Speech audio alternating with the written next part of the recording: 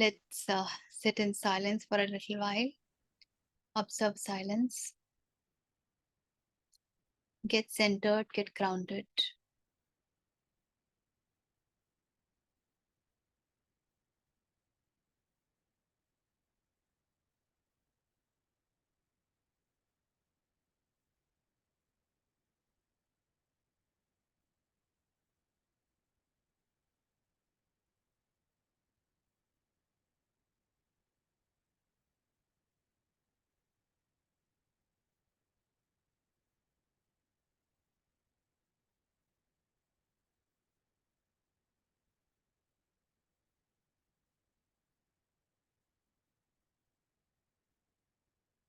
May we be blessed with divine intervention.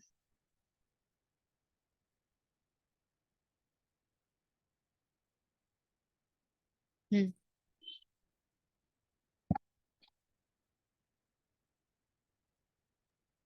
पूछूं ऋचा जी? हाँ हाँ, पूछिए ना श्री जी। हाँ हाँ। ऋचा जी, एक बात बताइए। लास्ट टाइम हम जो प्रिय और अप्रिय वाली जो बात कर रहे थे, ठीक है, और फिर आप बता रही थी कि प्रिय अप्रिय से प्रिय को बदलने के लिए सिर्फ हमको स्थिर होना पड़ता है, ठीक है। तो अभी मेरे को एक बात थी कि जैसा एक सपोज मैं एक काम कर रहा हूँ, वहां पे मेरे अंदर एक चीज है जहाँ पे मैं क्रिटिसिज्म को लेके काफी सेंसिटिव होता हूँ, ठीक है। तो मेरे लिए वो अप्रिय चीज हो गई। अब मैं फ्रीडम तो चाहता हूँ, जिसके लिए मैं बिजनेस कर रहा हूँ, खुद अपना सेल्फ एम्प्लॉयमेंट चाहिए मेरे को, ना बॉस की मेरे को गाली सुननी है ना कुछ सुनना है, मेरे को कोई क्रिटिसाइज ना करे, ओके। तो अब मैं आके यहाँ पे रुकता हूँ कि फिर इस चीज को मैं कैसे कन्वर्ट करूँ। अभी ये चीज सेंसिटिव टू क्रिटिसिज्म है मेरे लिए अप्रिय, ठीक है। तो अभी इसको मैं प्रिय चीज बनाने के लिए मेरे को क्या करना पड़ेगा? पहली बात तो ये शील जी कि अगर आप सेल्फ एम्प्लॉयमेंट में भी जाते हैं ना, तो इस गलतफहमी में मत रहिएगा कि क्रिटिसाइज करने के लिए लोग नहीं होंगे आपके पास। फिर कस्टमर क्रिटिसाइज करते हैं, आपके वेंडर्स क्रिटिसाइज करते हैं। देखिए, इस दुनिया में कुछ भी ऐसा नहीं है जो आप बिना सहयोग के कर सके। जब तक कि आप वो कोई पला ऋषि मुनि नहीं हो गए हैं जिन्हें संसार से अब लेना देना नहीं है, अब ईश्वर से ही बस कार्यभर है, और अब तपस्या करने लग गए हैं, तो भी संसार से भिक्षा मांगते हैं भोजन के लिए, और तिरस्कार भी मिलता है। बुद्ध के भिक्षु भी तो ऐसे थे, तो ऐसा तो नहीं है कि उन्हें कभी तिरस्कार नहीं मिलता था। हर द्वार उनके लिए खुल जाते थे, ऐसा तो नहीं होता था। तो संसार में ये कहानी चलती रहेगी। तो जब कबीर कहते हैं निंदक नियरे राखिए आंगन कुटी छवाए, वो ये थोड़ी कहते हैं कि निंदक खत्म हो जाएंगे, और वो कहते हैं बिन साबुन पानी बिना निर्मल करे सुहाए। तो ऐसा थोड़ी है कि निंदक जो है, वो जो पहले निंदा करता था वो अब निंदा नहीं करता है, और इसलिए मैं अच्छा हो गया। वो इसलिए आप निर्मल करे सुहाए हो जाता है कि आप निर्मल हो गए। वो इसलिए होता है क्योंकि अब वो निंदक आपके लिए निंदक स्वरूप रहा ही नहीं। उसकी निंदा में भी आप आहत नहीं होते हैं, क्योंकि आहत कौन होता है? आहत अहंकार होता है। तो मैं तो जो आपको कह रही थी वो तो संसार में अपने आप को बचाने के लिए कह रही थी कि भाई अभी इतना हम कार्य नहीं कर पाए हैं कि हमारा अहंकार जो है बिल्कुल विगलित हो गया हो, किसी की बात हमें कुछ लगती नहीं हो, ऐसा कुछ हम स्थिति पे नहीं पहुंच पाए हैं। तो कम से कम अपनी दृष्टि तो बदल दीजिए। तो जब आपको कोई कुछ कहता है, आपको बुरा लगता है क्योंकि भीतर आपके एक बैठा है जिसकी स्वयं से बड़ी उम्मीदें हैं, जिसको लगता है कि मैंने ये अचीव नहीं किया, या मैंने ये अचीव किया, मैंने ये गलती की और मैंने वो गलती नहीं की। अभी तो सेल्फ क्रिटिसिज्म बहुत है। जिस दिन आपका ये सेल्फ क्रिटिसिज्म खत्म हो जाएगा ना, उस दिन बाहर वाले का भी क्रिटिसिज्म आपको कभी महसूस नहीं होगा। तो वो उसको पकड़िए अपने भीतर, जो कि ये क्रिटिसिज्म को महसूस कर रहा है। किसको बुरा लगा? महर्षि रमन के पास जाइए, उनकी पद्धति क्या थी? वो सीधे पूछते थे किसको बुरा लग रहा है, कौन है जो ये प्रश्न पूछ रहा है, कौन है जो जानना चाहता है। तो जैसे ही आप अपने उस छवि को पकड़ लेंगे ना, जिसको बुरा लग रहा है, तो आपको खुद ही हंसी आ जाएगी।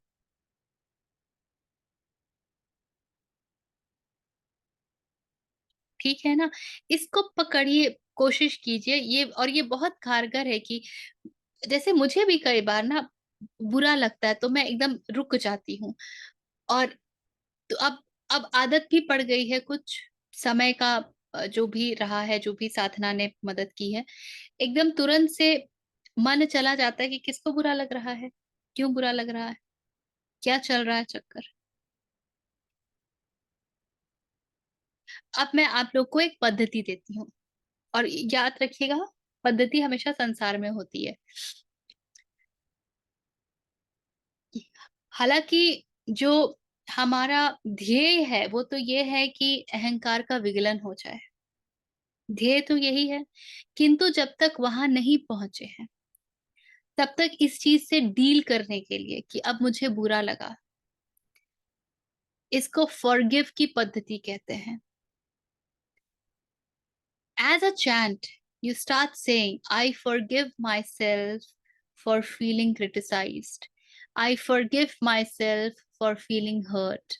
I forgive myself for whatever, for becoming angry. I forgive myself for depriving myself. I forgive myself for feeling bad. कुछ भी है, I forgive myself. And I seek forgiveness for I felt hurt because of that fellow. So I seek forgiveness from him, from her, from the event, for I felt hurt. I seek forgiveness for I felt angry. I seek forgiveness. और ये mental है, सामने वाले को जाके forgiveness नहीं मांगना है। This is a very very mental exercise, and you just allow it to move in. You will see actually चमत्कार होता है, आपके मन से वो बोझ उतर जाएगा। You will be very easy, and धीरे धीरे you will come to a state जहां पे ये बात बुरी लगनी बंद हो जाएगी, बिकॉज अब आप उसको पकड़ने लगेंगे जिसे बुरी लग रही है। फॉरगिवनेस की कहानी अहंकार के लिए होती है। तो अगर हम बिल्कुल आध्यात्मिक यात्रा में ऊपर की बात कर रहे हैं, तो वहां फॉरगिवनेस का कोई प्रश्न ही नहीं उठता है, क्षमा का कोई वहां पर रोल ही नहीं है। क्यों रोल नहीं है? क्योंकि क्षमा करे कौन, कोई आइडेंटिटी तो बची नहीं। क्षमा किस लिए? क्षमा तो तब जब कुछ गड़बड़ लगे ना, किसी को तो गड़बड़ लगे, कुछ बुरा लगे। बुरा लगने के लिए आइडेंटिटी चाहिए, वो सब बचा नहीं तो क्षमा का खेल ही खत्म हो जाता है। किंतु जब तक वो है, तब तक इस पद्धति को अपनाइए, ये आपको आगे बढ़ने में बहुत सहायता देगी। ठीक ठीक है, है? Thank you. मेंटली बोलिए, थैंक यू। मेंटली बोलिए। ठीक है। और कोई प्रश्न है किसी के पास हमारे आगे बढ़ने से पहले?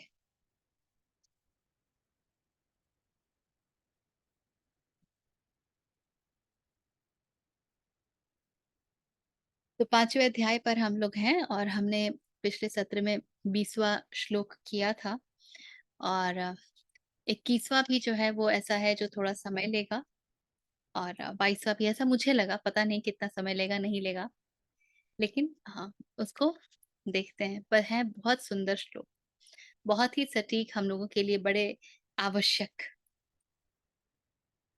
चलिए, अब आप पढ़ेंगे। बाह्यस्पर्शेष्वसक्तात्मा विद्यन्त्यात्मनि यत् सुखम् स बाह्ययोगयुक्तात्मा सुखमक्षयमश्नुते। बाह्य स्पर्शेषु, तो जब बाहर के स्पर्श में आते हैं, बाहर के स्पर्श में कौन आता है? सेंसेस आता है, और ये बाहर क्या है? संसार है। तो सेंसेस जब संसार के स्पर्श में आता है। तो कृष्ण कहते हैं असक्त आत्मा, वो आत्मा जो अनासक्त है, वो आत्मा जो अनासक्त है, the one whose heart is unattached. विंदत विंदत्यात्मनि, विंदती है रियलाइज करना, जान जाना, और अच्छा आत्मनि इज वह आत्मा क्या जान जाती है, यत सुखम, उसे वो सुख प्राप्त हो जाता है जो आत्मा में है। विंदत्य आत्मनि यत सुखम, वो सुख जान जाती है जो उसे आत्मा में प्राप्त होता है। स ब्रह्म योग युक्त आत्मा, वो आत्मा जो ब्रह्म योग से युक्त है। सुखम अक्षय मश्नुते, अक्षय जो कभी खत्म नहीं होता है, ऐसे सुख को अनुष्ठे अटेन करती है। तो with the heart unattached to external object, जब बाह्य चीजों से स्पर्श नहीं रहता है, he realizes the joy that is in the self। जब वो अटैचमेंट खत्म होता है तो क्या पता चलता है, जो आत्मा में सुख है उसका ज्ञान होता है। With the heart devoted to the meditation of Brahman, he attains undecaying happiness। जब हृदय जो है वो devoted to the meditation of Atman, ब्रह्म योग से युक्त है, हर क्षण उसी के साथ ही योग, उसका युक्त होना मतलब उसका योग हो जाना, उसमें ही उसका समर्पण है। तो उसे क्या प्राप्त होता है, अक्षय सुख की प्राप्ति होती है, वो सुख जिसका कभी क्षय नहीं हो सकता है। बाहर के विषयों में आसक्ति रहित अंतःकरण वाला साधक, आत्मा में स्थित जो ध्यान जनित सात्विक आनंद है उसको प्राप्त होता है। तदंतर वह सच्चिदानंद घन पर ब्रह्म परमात्मा के ध्यान रूप योग में अभिन्न भाव से स्थित पुरुष अक्षय आनंद का अनुभव करता है। बहुत सारे शब्द आ गए हैं यहाँ पे जो मुझे इधर दिखे नहीं, पर अर्थ एक ही निकलता है। तो एक एक शब्दों को देखते हैं। अटैचमेंट, मुझे लगता है कि, एक मिनट,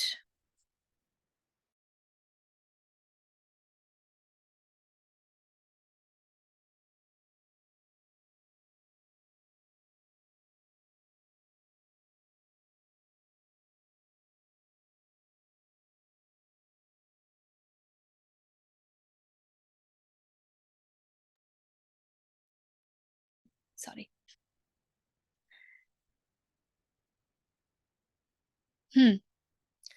अटैचमेंट एक बहुत ही मजेदार चीज है,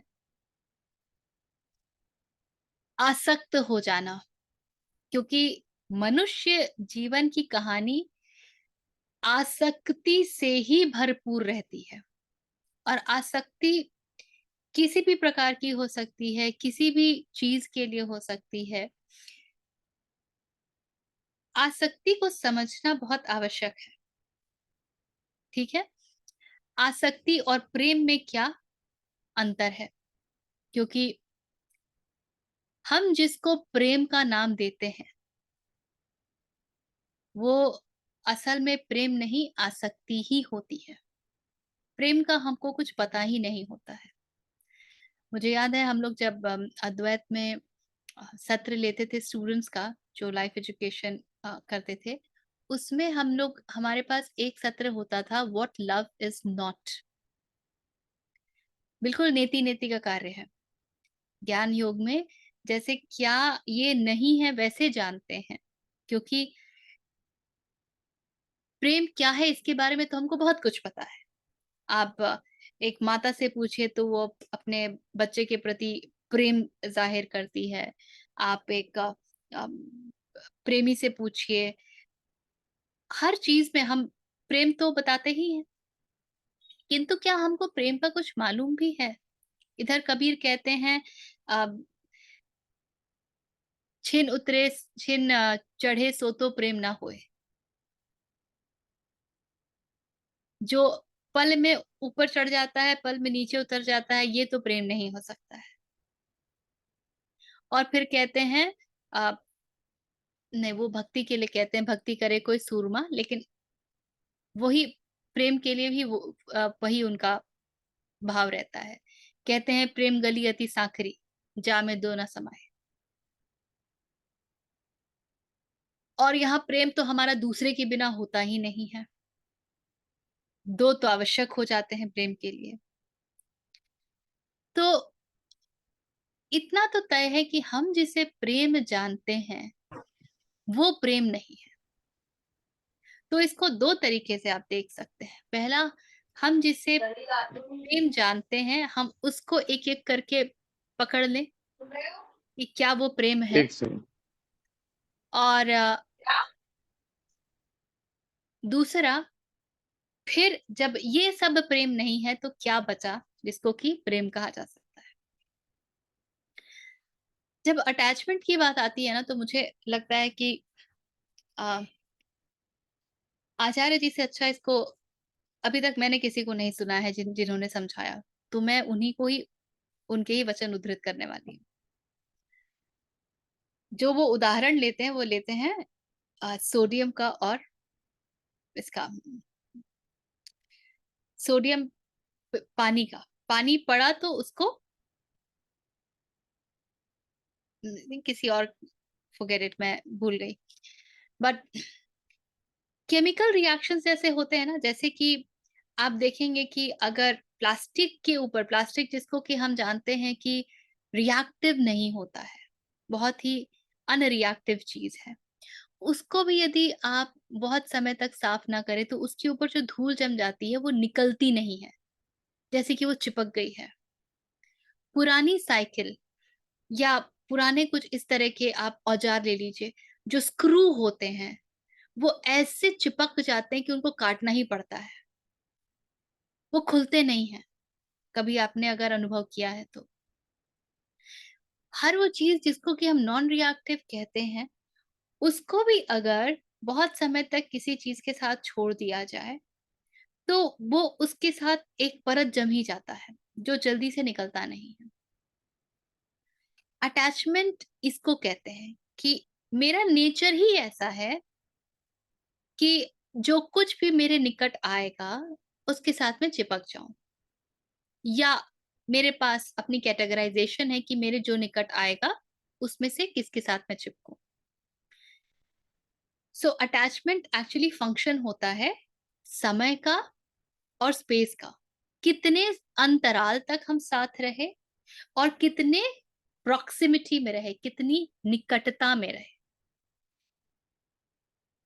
कुत्ते बिल्ली के साथ भी हमारा जो प्रेम हो जाता है, पहले दिन में तो हम लात मार के निकाल भी देते हैं, लेकिन जैसे ही वो साथ में रहने लगता है, वो proximity, depending upon how much you really hate it और love it, I mean you say that you love it, उस पर निर्भर करेगा कि आप उस जानवर के साथ कितना जल्दी चिपक जाते हैं।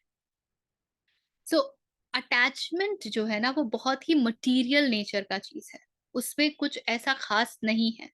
This is like when two substance comes together, they have to react.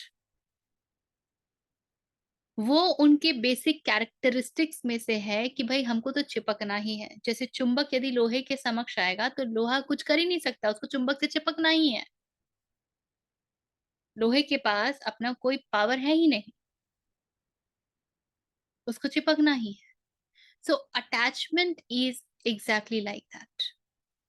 Attachment में कुछ भी बहुत सेक्रेड नहीं होता है। It is always the function of space and time. कितने समय तक साथ रहे और कितने नजदीक रहे, कितने निकट रहे।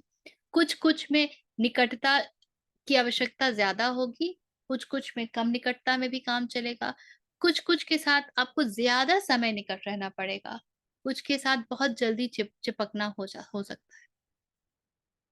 यहाँ तक हम सबको स्पष्ट है? हाँ, भी बताइए। ऋषा जी, प्रॉक्सिमिटी जब आपने बोला तो ये केवल डिस्टेंस नहीं हो सकता, मतलब इसमें अगर मैं अपने आप को देखूं तो बहुत सारी चीजें हैं जहां proximity is not about the distance. हो सकता है वो चीज मैं कभी मिला भी ना हूं, है ना, ऐसा भी हो सकता है। बट मेंटल बहुत प्रॉक्सिमिटी। लोग हैं जो मेंटल पॉसिबिलिटी प्रॉक्सिमिटी हो सकती है, धारणा हो सकती है। ठीक है, आप धारणा से भी तो चिपके हुए हैं ना। एक जी। धारणा को तोड़ने के लिए आपको दूसरी बस थोड़ी अच्छी धारणा चाहिए होती है, उससे ज्यादा कुछ नहीं चाहिए होता है। To break one belief you just need another belief that can break your current belief. एक एक्सपीरियंस आता है और हमारी धारणा धारणा टूट जाती है। लोगों की तो ईश्वर के प्रति आस्थाएं टूट जाती हैं, धारणा इतनी हल्की होती है। दूध का जला छाछ को फूक फूक के पीता है, ये धारणा का कहानी है। एक बार यदि धोखा मिल गया तो अब एक्सपीरियंस बदल गया, अनुभव बदल गया, तो मेरी धारणा भी बदल जाती है। किसी किसी के लिए ये ज्यादा तीव्र होता है, किसी किसी के लिए थोड़ा धीरे होता है। तो संसार में जो कुछ भी है वो, या प्रकृति में जो कुछ भी है वो इस आसक्ति अनासक्ति के प्रिंसिपल पर चलता है। Anything and everything can get attached और unattached. Nothing sacred about it, very very material in nature. तो कृष्ण कहते हैं कि with the heart unattached, तो हृदय जो कि आसक्त नहीं है टू एक्सटर्नल ऑब्जेक्ट्स, क्योंकि आसक्ति, धारणा भी देखिएगा ना बाहर से आती है, हम धारणा के साथ पैदा नहीं होते हैं।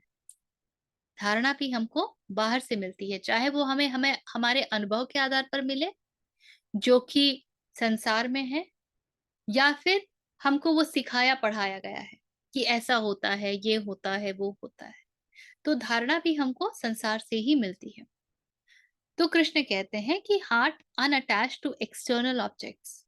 तो एक्सटर्नल ऑब्जेक्ट्स मतलब ये नहीं है कि उस वस्तु का एक फिजिकल फॉर्म हो ही, वो मानसिक भी हो सकती है, किंतु वो संसार से ही आएगी, इतना तय है।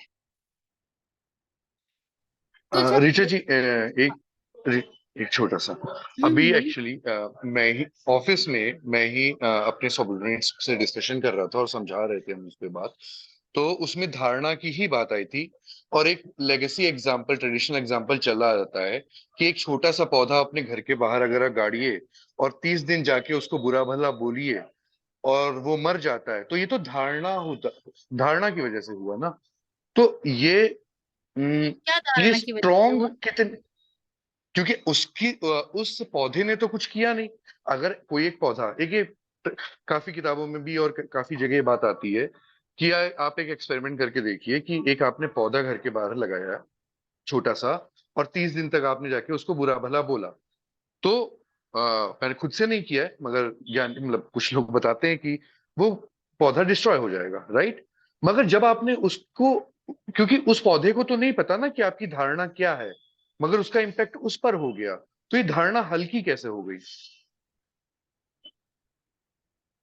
आप जिस क्षेत्र में जा रहे हैं ना वो थोड़ा दूसरा है, लेकिन क्योंकि आपने ये बात छेड़ी है तो मैं इसके ऊपर थोड़ा सा बोल देती हूँ। धन्यवाद। एनर्जी जो है ना, जो ऊर्जा होती है, उसकी अलग अलग फ्रीक्वेंसीज होती है। जब हम बड़ा अच्छा महसूस कर रहे होते हैं उस समय हमें कभी इस बात का ध्यान नहीं होता, ख्याल नहीं आता कि हम सुसाइड कर लें। लेकिन हम जब बहुत डिप्रेसिव महसूस कर रहे होते हैं, उस समय इस तरह के विचार बहुत आते हैं। अभी दोनों में फ़र्क क्या है? दोनों समय विचार है। जब हम प्रसन्नचित्त हैं, तो भी तो मन में कुछ विचार ऐसे हैं जो हमें प्रसन्नता प्रदान कर रहे हैं।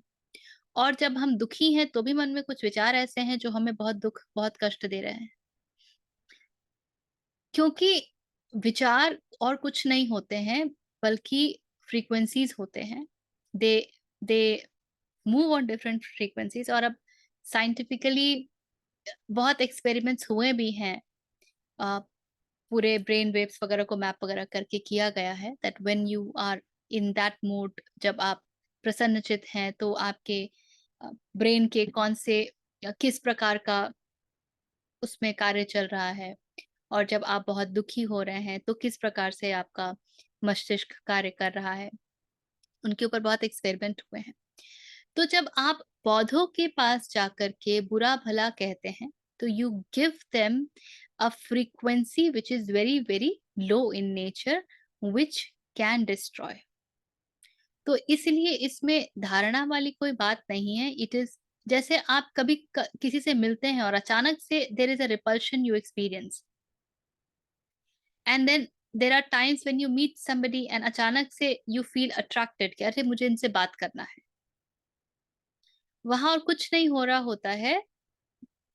देखिए, we all have something called as electromagnetic field in us, जिसको कि एनर्जी की दुनिया में ऑरा कहा जाता है। This is nothing but electromagnetic field that we all carry. Everybody, everything carries. And this electromagnetic field is heavily impacted by the way you think. आपकी जैसे विचार होंगे, उस वो फील्ड में उसी प्रकार के परिवर्तन होंगे। In fact, those who have worked on diseases, they have also realized that most of the disease, initially they come in that electromagnetic field and then they manifest in the body. So there are a lot of experiments that have been done in this regards. So when you go and you curse the plant, all that you are doing is you are giving it that frequency, which is death-like for the plant. In exactly the way when somebody keeps telling you, transmitting that negative thoughts, negative thoughts, negative thoughts, negative thoughts, तो अब हम तो, हमारे पास तो अहंकार है, बुद्धि विवेक है, हम वो सब देख सकते हैं। Plants do not have any central nervous system, उनके पास वो विवेक बुद्धि भी नहीं है, बट थॉट्स से उनको भी फर्क पड़ता है, because they are frequencies and nothing else.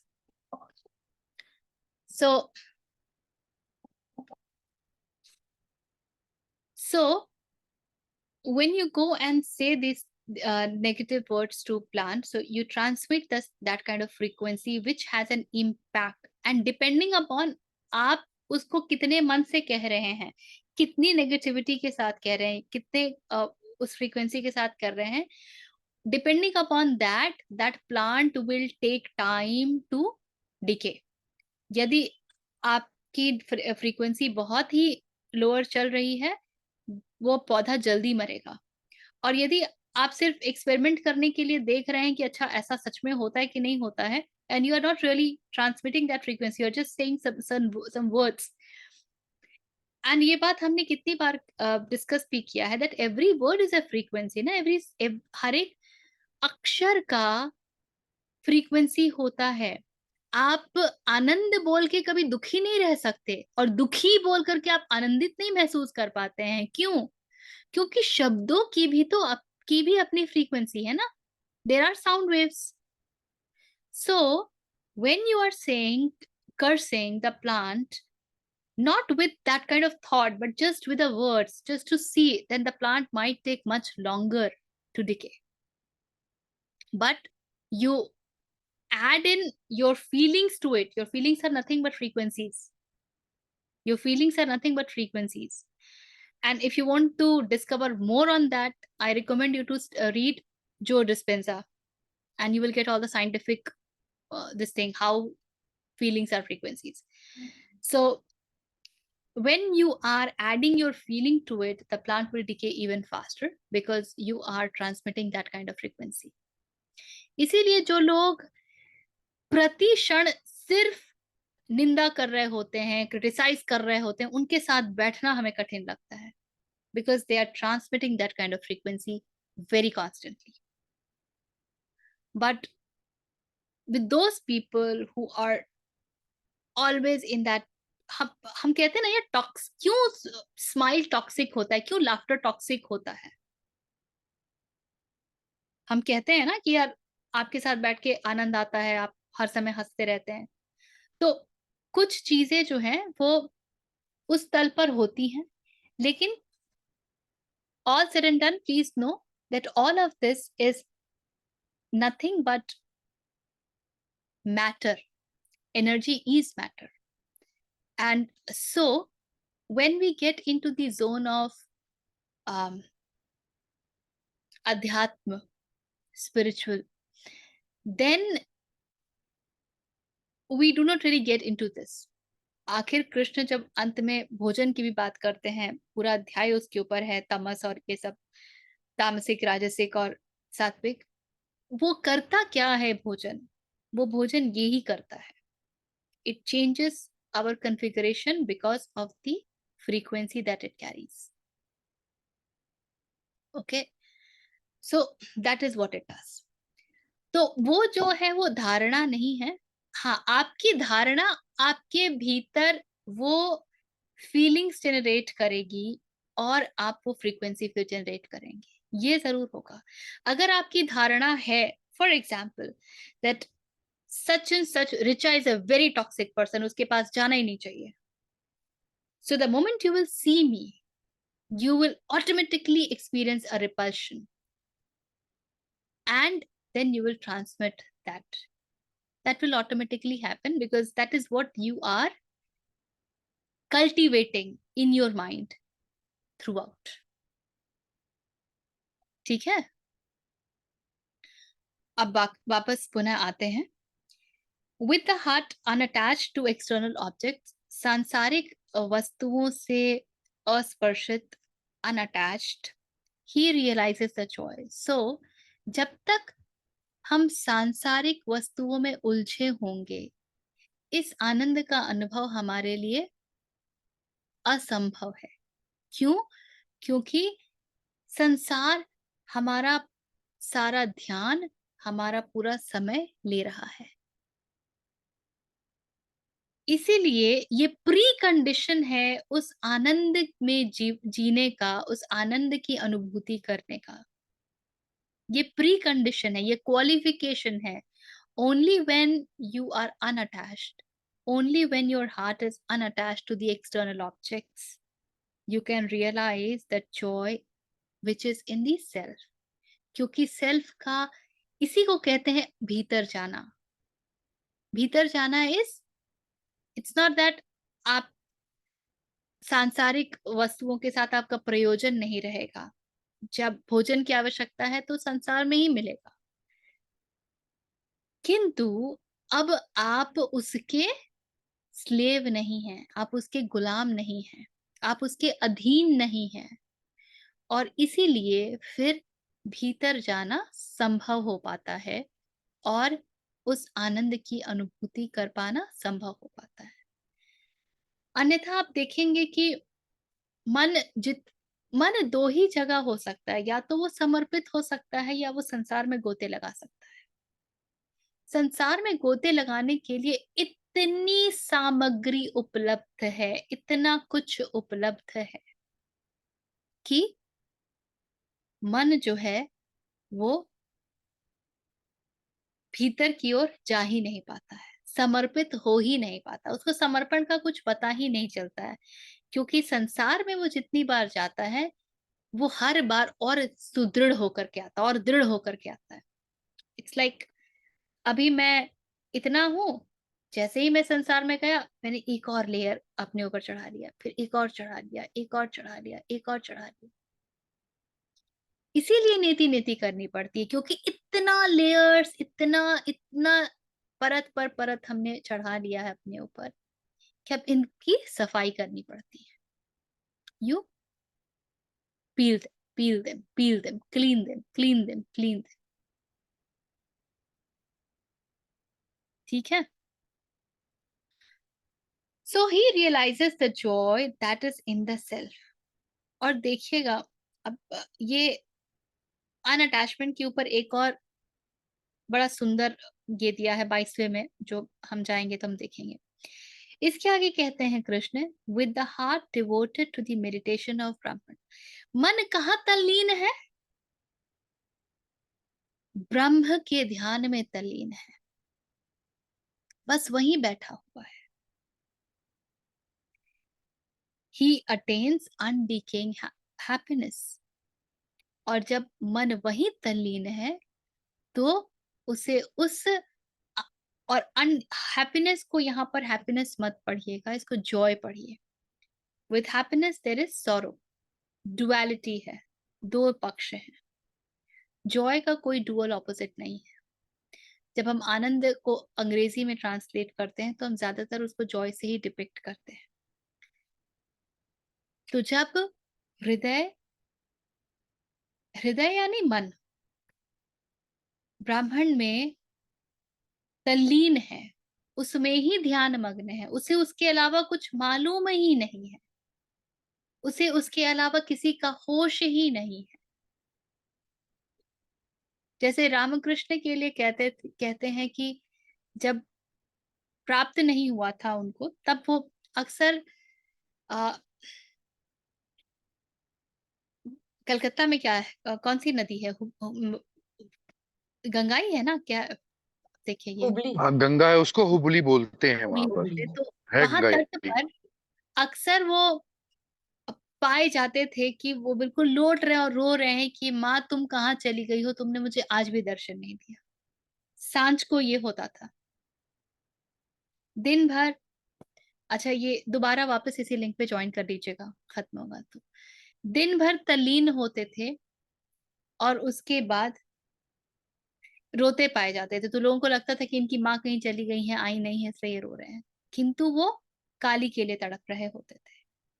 तो मन जब इस प्रकार समर्पित हो जाए कि उसके अलावा किसी का होश ही नहीं, किसी का ध्यान ही नहीं है, तब कृष्ण कहते हैं कि तब जो मिलता है वो होता है वो आनंद जिसका क्षय नहीं किया जा सकता, जो अनडिकेइंग है, जिसको कोई भी आपसे छीन के नहीं ले जा सकता है।